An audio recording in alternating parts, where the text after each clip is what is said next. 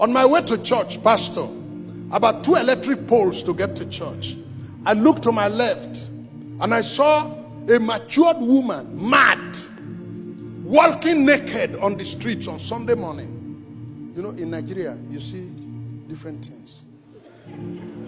It's difficult to imagine that type of thing in the United States of America, but I know some of you have an idea that back at home, you see mad people just, they walk around. But this one was naked and carrying a child that was naked, both of them on Sunday morning, and it rained the night before, cold morning. As they were coming, anybody seeing them coming like this, anybody see them, you branch. You don't want to meet this type of sight on Sunday morning to the church. Then I said to my wife, I said, this is wrong. Meeting her for me, I think we should do something. My wife said, what are we going to do? I said, I don't know, but I will do something. A friend of mine said, you may not be able to do everything, but do something. The something you do will be discounted from the... My wife said, but you are already late. I said, okay. So I parked in front of church. I told the ushers, I said, there's a mad woman that passed here just now. They said, yes.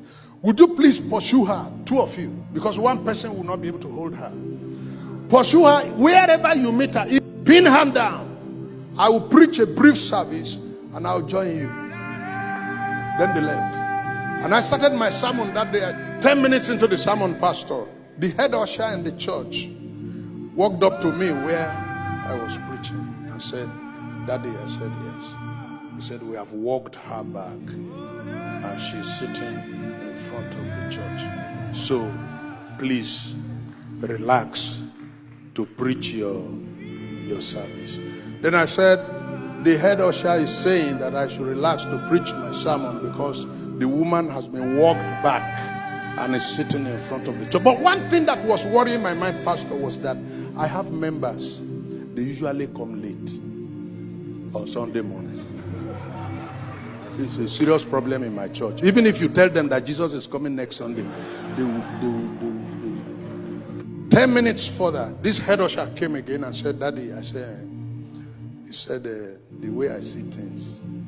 I said, you know I'm preaching. He said, sorry, say what I want to say is that this woman looks hungry. And there's this Malam, Hausamat, selling puff in a show glass. And we bought some and gave it to her and gave it to her child. And they both ate. I said, He says, the thing is that they need to drink water and we can't find water. I said, I hope you know that I'm preaching here. He said, sorry sir, what I want to say is that, I said, say it. He said, what I want to say is that now everybody was watching us. He said, sir, what I want to say. I said, say what you want to say.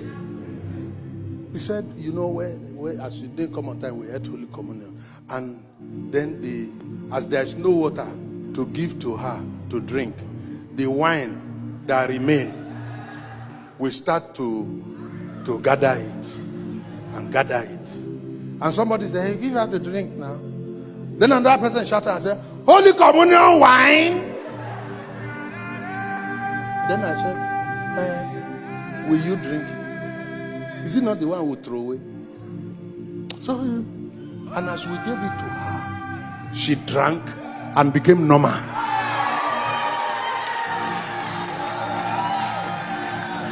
I said, what? He said, it's normal now. The eye come down. The speech change. I said, is that what you want to say? I said, say everything now, I'm ready. I said, where is she? He said, it's in the service that we are doing service together. Then I said, okay, church, you know, you've been watching us here like movie. What is happening is that this head usher, this is what she said, this is what she said. Then the whole church burst into shout. I said, please, where is the woman? The woman stood up. I that saw her 30 minutes ago, I didn't know her again. What does it take for God to do a miracle? I am that I am. I tell you, Pastor, the remaining service was the easiest service I've preached for a long time, because the faith of the people just went up.